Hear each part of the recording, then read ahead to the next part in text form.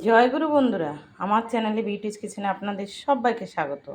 আজকে আমি আপনারা দেখাবো সর্ষে ইলিশ। দেখুন এখানে আমি ইলিশ মাছ, গোটা ইলিশ নিয়ে এসেছিলো। আমি বাড়িতে কেটে ধুয়ে লবণ হলুদ দিয়েছি। লবণ হলুদ থেকে এবার মাখাবো। মাখিয়ে আমি একটু ভেজে নেব। আমি লবণ হলুদ মাখতে মাখতে কড়াতে তেল দিয়েছি। আমি এই কড়াতে পটল ভেজেছি, তাই একটু তেলে পটল ভাজার একটু রয়েছে লেগে। তো এবার আমি দেখুন তেল গরম হয়ে গেছে, মাছে লবণ হলুদ মাখানো হয়ে গেছে। এই যে এবার আমি এই মাছ কড়াতে একটু দিয়ে হালকা করে ভেজে নেব। কড়ার তেলও গরম হয়ে গেছে দেখুন। আমি এবার মাছ দিয়ে দেবো,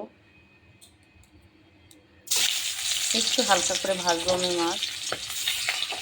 সর্ষে ইলিশ তো কাঁচাই করি, কিন্তু এখন একটু ভেজে নেব, একটু ভেজে নেব।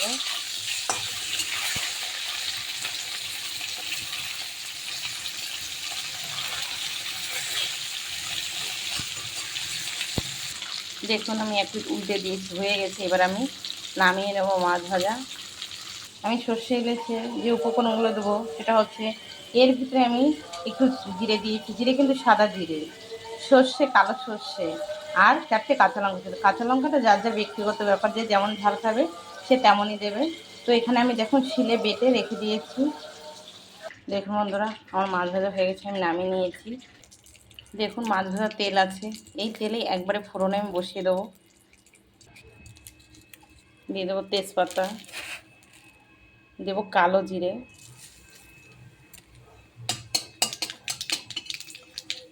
নেড়ে চেড়ে তেজপাতা লাল হয়ে এসছে। আমি এবার মাছ দিয়ে দেবো। মাছ দিয়ে আমি দিয়ে দেবো জল। সর্ষে ইলিশে কিন্তু ঝোল বেশি দেবো না, জল অল্প করেই দেবো। শুধু মশলাটা জাল হবে ততটাই।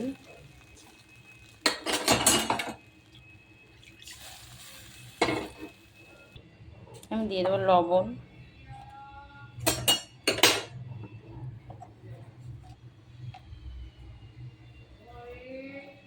ঝোলেই সব দেবো, মশলা কষায় না, কিন্তু আমি কষালাম না।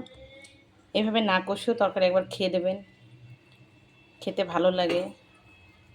ইলিশের সিজন না, কিন্তু তবু ইলিশ মাছটা স্বাদ। সকালে যেহেতু আমরা ভাজা খেয়েছি।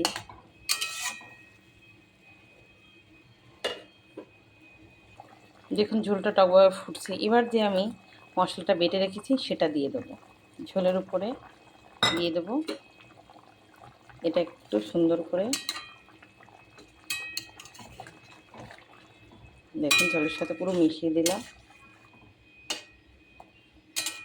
এরপরে আমি দুটো কাঁচা লঙ্কা আবার চিড়ে দেবো। আমি বেটে দিয়েছি, আমি এবার দুটো কাঁচা লঙ্কা চিড়ে এরপরে দেবো, ঝোলের উপরে সুন্দর দিয়ে দেবো।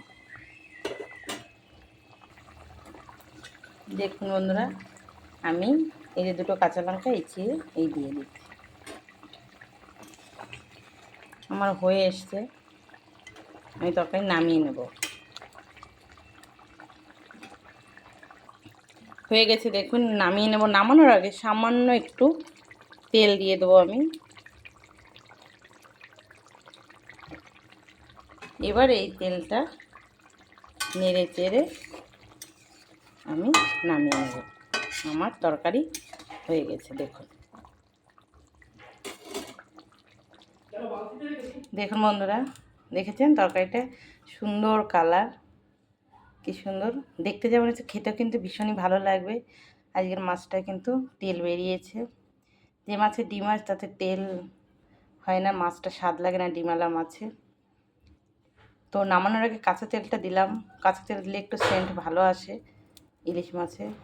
আমার এই রেসিপিটা যদি ভালো লেগে থাকে তাহলে please please please like share comment করতে কিন্তু ভুল করবেন না, সাবস্ক্রাইবটা করে দেবেন। জয় গুরু।